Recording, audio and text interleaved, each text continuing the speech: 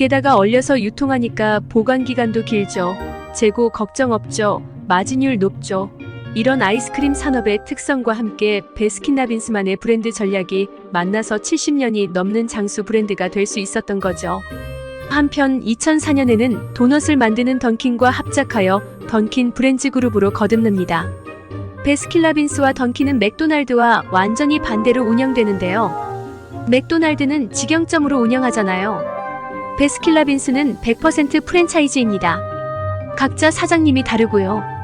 본사는 마케팅과 전략 개발에만 집중하는 거죠. 그러다 보니 매장을 비교적 쉽게 늘릴 수 있고 확장하기 용이했습니다. 2021년 기준으로 35개국에 8,100개 매장을 운영하고 있습니다. 근데 사실 위기도 있었어요. 하겐다즈, 베넨제리스 같은 경쟁자가 계속 등장하기도 했고요. 웰빙 붐이 불면서 던킨 브랜드 그룹은 오랫동안 성장이 정체된 상태였습니다. 그러다가 베스킨라빈스 최고의 성공 지역으로 떠오른 아시아의 별 이 나라가 나타났는데요. 이 나라는 과연 어디일까요? 1985년 호빵을 만들던 샤니가 베스킨라빈스를 한국에 들여옵니다. 처음에는 명동과 종로에 매장을 내면서 우리나라 최초로 프리미엄 아이스크림 시대를 연 건데요. 그동안 한국에서 아이스크림 하면 슈퍼에서 사 먹는 쭈쭈바나 하드가 다였죠. 근데 전용 매장에서 고급 재료로 만든 수십 가지 아이스크림을 심지어 핑크 스푼으로 무료로 다 먹어보고 고를 수 있는 프리미엄 아이스크림이 등장한 겁니다. 때는 1980년대 싱글콘의 가격이 900원, 쿼터가 3,000원으로 다른 아이스크림보다 몇 배나 높은 가격이었지만 불티나게 팔립니다. 또 한국 사람 입맛에 맞는 독자적인 레시피도 계속해서 개발하는데요. 한국에서 만든 써리원 요거트 블랙 포레스트 등은 미국의 레시피가 역수출되기도 했죠. 지금도 1년에 7, 80종을 한국에서 개발하고 있는데요. 지금까지 개발한 아이스크림만 1,000종이 넘습니다. 그런데 초기 베스킨라빈스에도 고민이 있었으니 겨울만 되면 매출이 뚝뚝 떨어진다는 거죠. 겨울이 되면 추운데 아이스크림 찾는 사람이 당연히 적어지죠. 그래서 겨울도 접수할 신제품을 내놨는데요. 그것은 바로 아이스크림 케이크, 겨울을 이겨내기 위해서 만든 메뉴죠. 당시 베스킨라빈스에도 아이스크림 케이크는 있었는데요. 주문하면 바로 만들어주다 보니 모양이 별로였어요.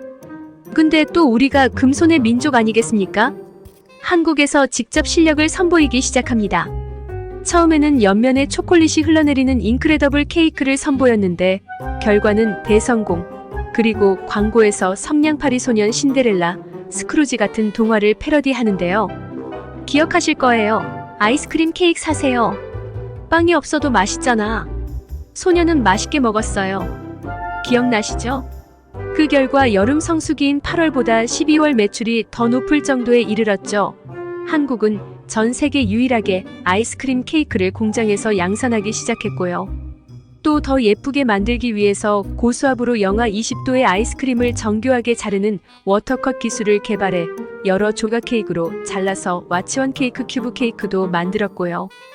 또 곡선 3D 입체형 아이스크림 기술도 개발합니다. 최근에는 뽀로로 같은 캐릭터 아이스크림까지, 너무 예쁜 아이스크림까지 나오게 되죠. 한국의 기술로 2009년부터는 아이스크림 케이크를 미국으로 역수출하고 특히 중동 지역에는 연간 50만 개씩 수출해서 그동안 누적된 케이크 수출량이 500만 개예요. 또 여기에 더해 최근 가장 핫한 마케팅 전략을 적극적으로 하고 있는데요. 그것은 바로 인기 브랜드와의 컬러보레이션. 스누피, 미니언즈, 핑크퐁 등등 수많은 캐릭터와 협업합니다. 또 스낵과도 콜라보하는데 허니버터, 아몬드 밀크 초콜릿, 꼬북칩 등등 유명 푸드 브랜드와 함께 제품을 만들었습니다. 또 미국은 한국을 보고 콜라보 전략을 벤치마킹하기도 했는데요. 넷플릭스 시리즈 기묘한 이야기와 콜라보한 제품을 내놓기도 했습니다. 이러한 전략의 결과 한국은 베라가 진출한 이래로 매년 성장을 해서 현재 한국에는 1,600여 개 매장이 있는데요. 전 세계에서 미국 다음으로 매장이 많고요. 글로벌 매출의 74%가 한국에서 나오고 있습니다. 근데 잘 되는 집은 바람 잘 날이 없는 것 같아요. 이번에도 아들이 말썽 아닌 말썽을 일으켰으니 바로 아들 존 라빈스의 배신이죠. 창업자 중에 한 명인 베스킨은 54세에 심장마비로 사망합니다. 당시 그는 100kg이 넘는 고도비만이었는데요. 어빈 라빈스의 아들인 존 라빈스는 고모부인 베스킨이 돌아가실 때 충격을 받습니다. 아버지에게 혹시 고모부가 돌아가신 게 아이스크림과 관련이 있냐고 물었죠. 아버지는 정색을 합니다. 그건 아이스크림과 상관이 없어. 존 라빈스는 삼촌의 건강이 아이스크림과 관련이 있다고 생각하고 연구를 시작합니다. 여러분이 알고 있듯이 아이스크림에는 설탕이 너무 많이 들어가죠. 그래서 아버지 어빈 라빈스도 당뇨를 앓았고 또 다른 아이스크림 업체인 벤앤제리스의 창업자도 동맥경화로 큰 수술을 3번이나 했다고 하는데요. 뿐만 아니라 각종 첨가제, 유화제 등이 신체에 안 좋은 역할을 할 수 있죠. 아이스크림이 건강에 안 좋다는 것을 깨닫자 존 라빈스는 회사를 그만두고 상속권을 포기합니다. 그리고 가족들과 작은 섬으로 들어가죠. 그리고 10년 동안 통나무집을 짓고 살면서 채식주의와 함께 자급자족하며 살아갑니다.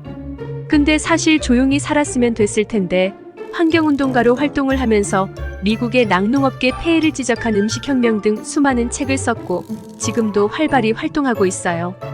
그래서 아버지 어빈은 2008년 90세의 나이로 세상을 떠났는데요. 다행히 아버지가 돌아가시기 전에는 화해를 했고 사이가 좋았다고 합니다. 이게 의외로 욕심으로 간 게 아니라 그냥 생각의 차이였죠. 새로운 갈등에 처음에는 아버지도 반대를 했는데 이해를 해주셨다고 해요. 지금의 베스킨라빈스 어떻게 운영이 되고 있을까요? 미스터 도넛 등의 브랜드를 가진 던킨 브랜즈 그룹은 2020년 인스파이어 브랜즈에 인수되었습니다.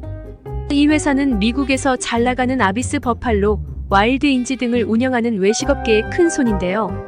인스파이어는 던킨을 인수하면서 미국 외식업계 2위가 됐습니다. 1위는 누구일까요?